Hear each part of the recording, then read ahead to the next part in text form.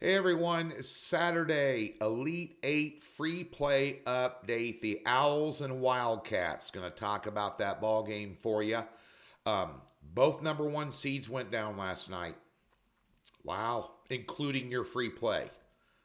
Now, in one respect, I'm upset that a number one seed went down. And on the other side of the coin, I'm elated that my 8-unit game of the year on Miami plus 7.5 won by 14. Clearly, I thought they were the better team. You can go over to docsports.com, look up expert picks, pull up college basketball, and you can read the write-up from that game. Everything I thought would happen came to fruition, which is nice because it doesn't always work out that way. Ask me about Thursday. I went 0 for 3. But thought Miami was the better team, which kind of plays into this pick tonight. I thought Miami was the better team because they had better guards and deeper at guard position. And I thought it would give Houston issues.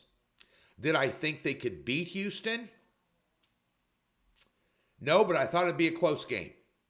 Thought it'd be 7.5 was way too many to be given up in that game against a team that had been to the Sweet 16 the year before, who are very well coached and have extremely talented guards. As a matter of fact, I think Miami has the best backcourt and depth in backcourt and small ball type approach of anybody left standing in the tournament. Really do. They're a very dangerous team. So that being said, the other side of the coin, I put out this tweet this morning on the Alabama free play. Did I overestimate Alabama or underestimate San Diego State? And I underestimated San Diego State, I think. I really did. And they coached, Alabama's head coach got his rear end coached off in that game. You know. Now SDSU now is 1.5 point underdog to Creighton, who took care of business last night. Princeton.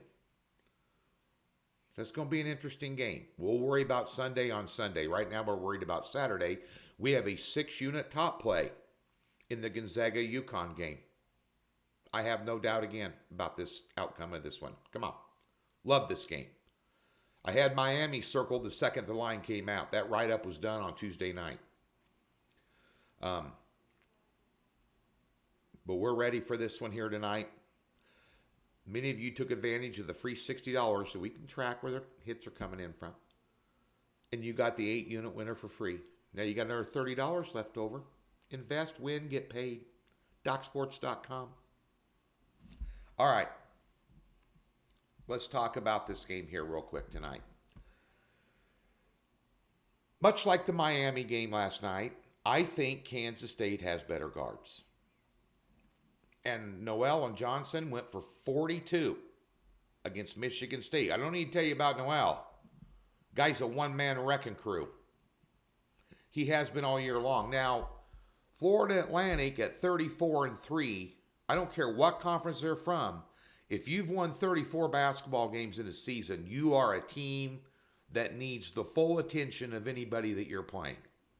A couple of things I like about this game. I think Kansas State has better guards, and I like their coach Jerome Tang, because bear in mind, the moment's not too big for him.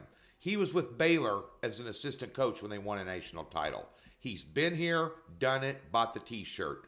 And Kansas State, who was picked to finish dead last in the Big 12 this year, had 9 losses all season in what could be considered a murderer's row of a schedule going through the Big 12. Wins over Texas, Kansas, TCU, you'd go down the list. They've knocked off some Goliaths. Big time. Now, I didn't like them against Michigan State. Well, I liked them. My handicapper and partner in college basketball handicapping, Tim Fines, brought his name up many times. He was all over Michigan State in that game, and I joined him. I like Kansas State a little better.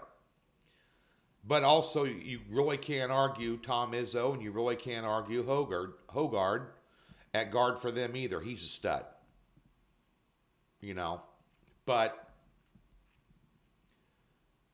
Kansas State's got too much for him. just got too much for him. Better guards and what I think is more experienced coach in this spot, you know. And Kansas State did a lot of damage down low.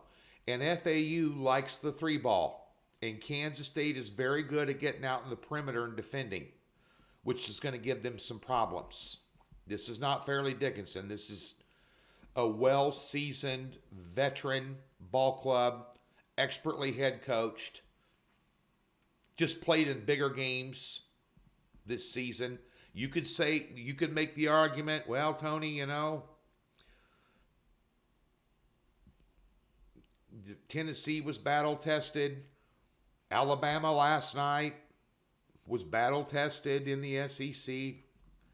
Yeah, but Kansas State's got a certain kind of magic in that backcourt. I don't think the FAU, as good as Davis is, can top. I really don't. I've looked at this thing 6 ways from Sunday. I got K-State -4.5. Play them on the money line, -130. Wildcats, early game.